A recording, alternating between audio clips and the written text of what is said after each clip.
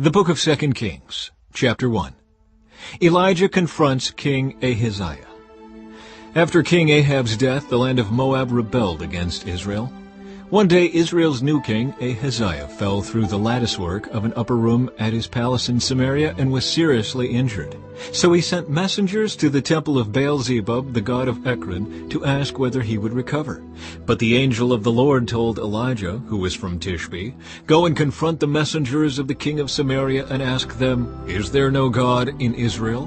Why are you going to Baal-zebub, the god of Ekron, to ask whether the king will recover?' Now therefore this is what the Lord says, 'You will never leave the bed you are lying on. You will surely die.'" So Elijah went to deliver the message.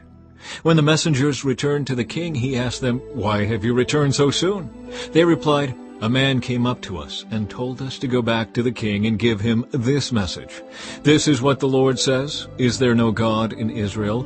Why are you sending men to Baal-zebub, the god of Ekron, to ask whether you will recover? Therefore, because you have done this, you will never leave the bed you are lying on. You will surely die.'" "What sort of man was he?" the king demanded.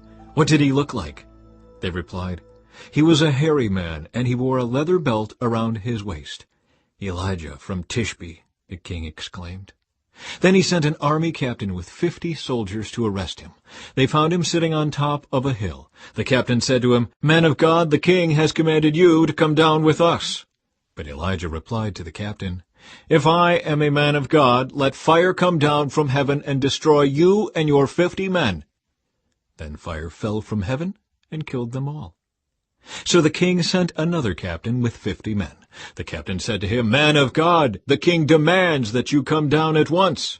Elijah replied, "If I am a man of God, let fire come down from heaven and destroy you and your 50 men.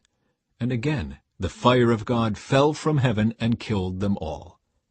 Once more the king sent a third captain with 50 men, but this time the captain went up the hill and fell to his knees before Elijah. He pleaded with him, "O man of God, please spare my life and the lives of these your 50 servants. See how the fire from heaven came down and destroyed the first 2 groups, but now please spare my life." Then the angel of the Lord said to Elijah, "Go down with him, and don't be afraid of him." So Elijah got up and went with him to the king. And Elijah said to the king, "This is what the Lord says. Why did you send messengers to Baal-zebub, the god of Ekron, to ask whether you will recover? Is there no God in Israel to answer your question? Therefore, because you have done this, you will never leave the bed you are lying on. You will surely die."